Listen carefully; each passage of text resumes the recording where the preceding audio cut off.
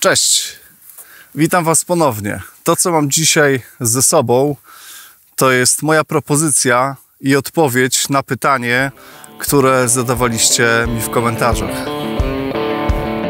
Co to za multika i kim pięknie operuje Jerka? Jaki multik byś polecił ze swojego doświadczenia? Jakiego zestawu pan używał? Kim i multik? Co to za multik i wędka, którą operujesz łowiąc tak pięknego szczupaka? Jakiej pociągi używasz? Co to za kij, jaki multik? Fajna lekcja, tylko powiedziałeś o wędce, nie powiedziałeś o multiku. Jeden i drugi są na topie według rankingów sprzedaży największych sklepów internetowych w USA. Według Tackletour.com, jednego z największych portali rankingowych sprzętu wędkarskiego, te dwa multiplikatory są najczęściej oceniane, najczęściej wybierane jako niskoprofilowe multiplikatory tej firmy. A teraz jedziemy. W ofercie każdej marki znajduje się co najmniej kilkanaście różnych modeli. Każdy model w kilku wariantach, co daje nam mniej więcej 100 propozycji. 100 propozycji jednej marki. To jest jakiś kosmos. A jeśli teraz weźmiemy pod uwagę 5-6 firm, to daje nam kilkaset propozycji do wyboru. I to jest po prostu nie do ogarnięcia.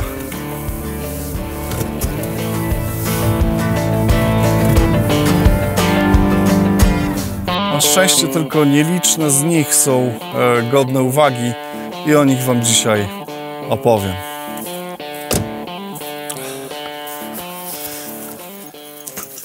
I pytanie na dziś, czy w ogóle warto brać pod uwagę jeden z tych dwóch modeli, jakie są ich możliwości, ile kosztują i czy to jest odpowiedni multiplikator dla Ciebie.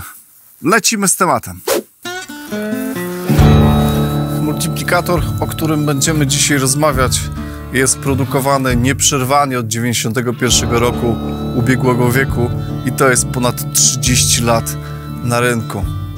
Jest to model Curado wersja K w rozmiarze 200, oznaczenie 201, czyli multiplikator na lewą rękę, oraz Curado 151 DC również na lewą rękę.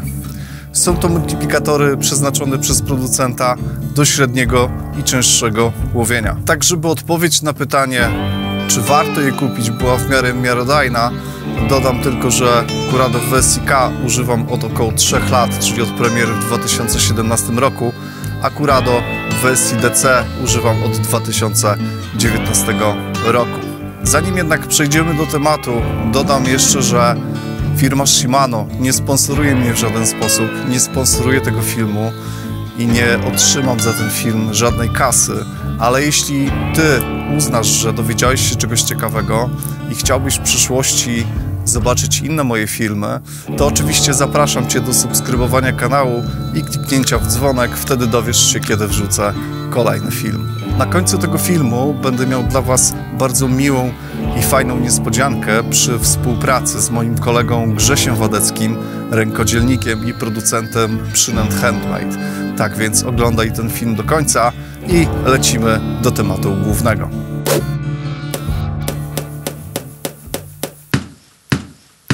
Na początek kilka punktów, na które warto zwrócić uwagę przy zakupie kołowrotka.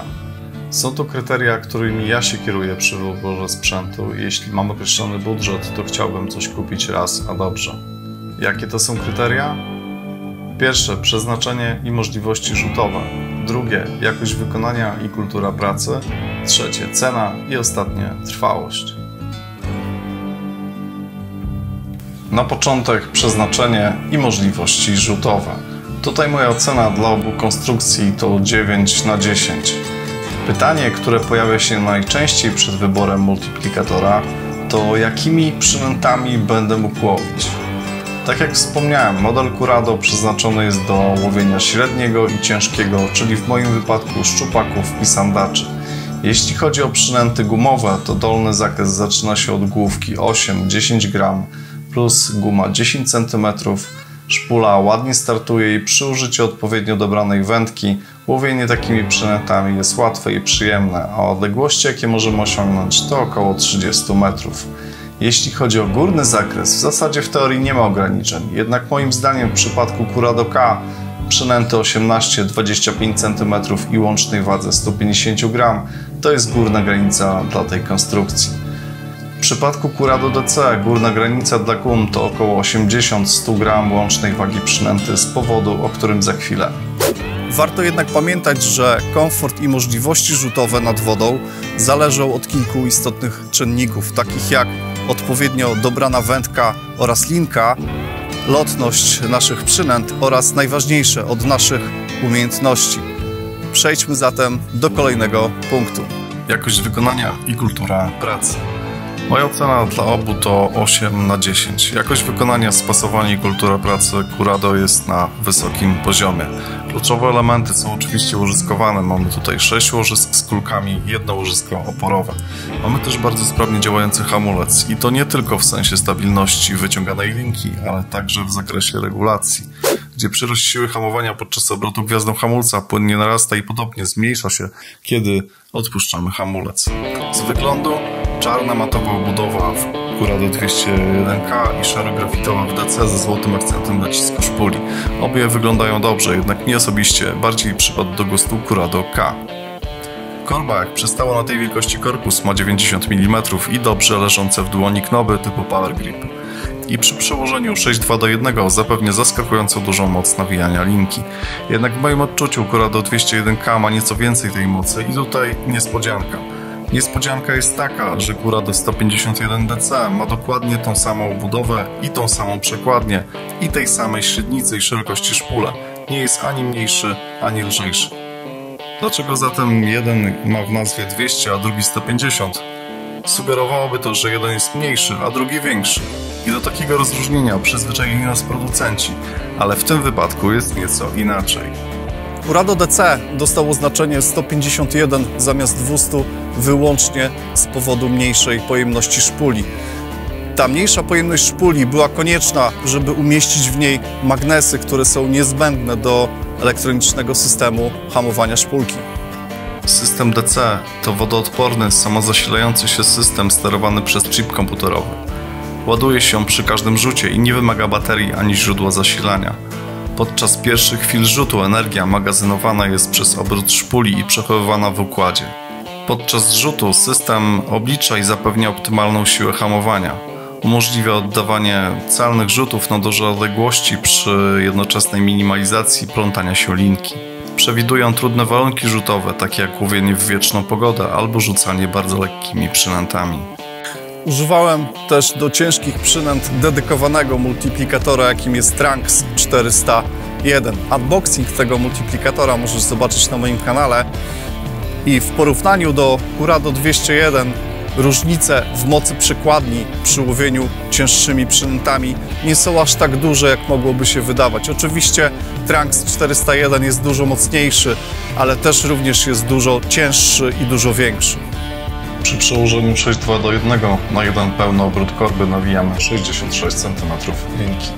W tej serii zastosowano kompozyty węglowe CI4+, tam gdzie elementy konstrukcji nie są narażone na obciążenia, przez co waga Curado 201K to 215 g, a Curado DC 220 g.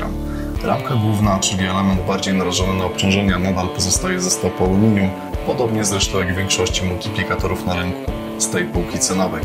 W tej serii po raz pierwszy producent zdecydował się na zastosowanie technologii mikromoduł, znanej z topowych modeli marki, zarówno spinningowych, jak i castingowych. W skrócie, to technologia polegająca na zwiększeniu ilości zębów na głównym kole zębatym przekładni, przez co dostajemy płynną i gładką pracę, nawet pod sporym obciążeniem. I to rzeczywiście czuć. Komfort pracy jest dużo większy niż w poprzednich seriach i konstrukcjach innych firm, które są pozbawione tej przekładni.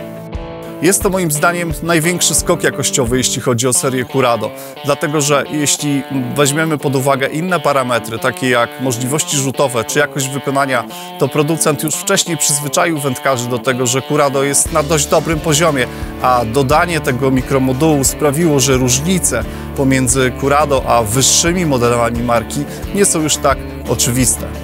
Przejdźmy zatem do kolejnego punktu.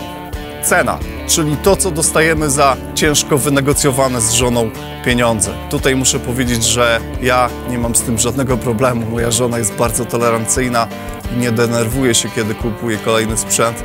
Za Curado 201K w tej chwili w większości sklepów internetowych trzeba zapłacić kwotę około 650 zł. Nie jest to ani tanio, ani drogo. Kołowrotek wyceniony został na średnią półkę. Jednak po dość długim okresie użytkowania różnych generacji, w tym Curado wersja E, następnie wersja I teraz wersja K i użytkowaniu multiplikatorów innych producentów z tej półki cenowej, odnoszę wrażenie, że to, co dostajemy, to jest nieco więcej niż cena, którą zapłaciliśmy. W odniesieniu do wyższych modeli marki, na przykład Metanium, którego cena jest trzykrotnie wyższa niemal, otrzymujemy tylko trochę lepsze wrażenia i tylko trochę lepszy komfort użytkowania, chociaż jest to multiplikator do zupełnie innych zastosowań. Curado DC, bardziej zaawansowany technologicznie i z powodu hamulca DC, który decyduje za wędkarza, jakie ustawienie zastosować do danych warunków nad wodą, kosztuje w okolicy 1000 do 1200 zł i jest to moim zdaniem za dużo. Sama elektroniczna kontrola hamowania w tym kołowrotku została wyceniona nieco ponad wartość, jaką otrzymujemy i szczególnie zauważą to bardziej zaawansowani użytkownicy. Co ciekawe, różnica w cenie pomiędzy Curado K i Curado DC to jest około 600 zł. Różnica za oceanem to jest około $70, czyli niecałe 300 zł. I stąd prawdopodobnie większość wędkarzy wybiera Curado DC. U nas w kraju za Curado DC można kupić praktycznie 2 multiplikatory Curado K i stąd uważam, że on jest po prostu za drogi.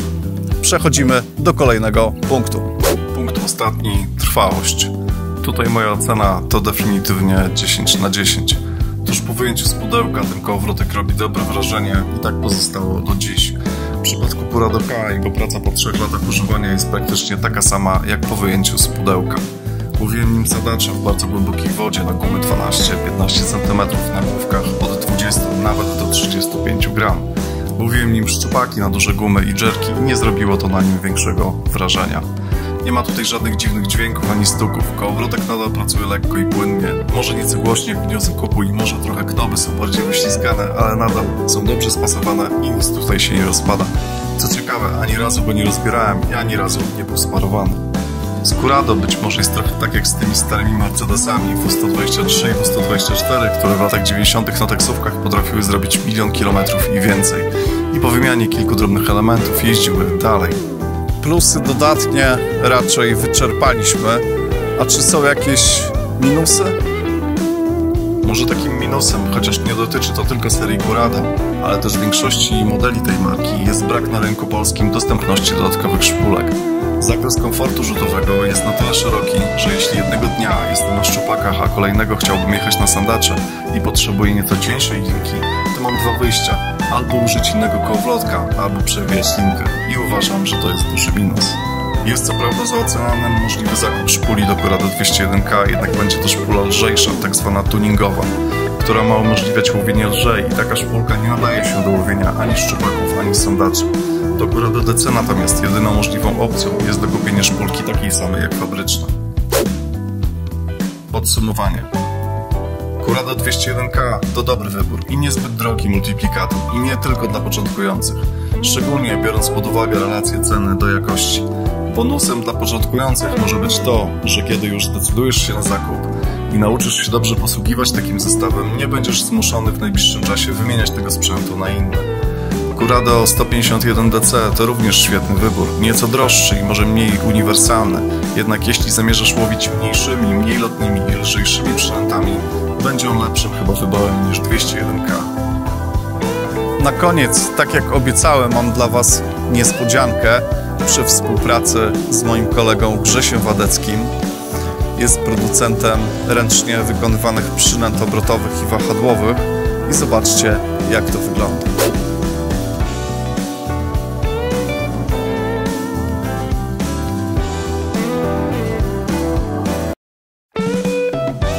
Na dziś to już wszystko. Mam nadzieję, że Wam się podobało. Żegnam się z Wami i do zobaczenia w kolejnym filmie. Trzymajcie się. Cześć!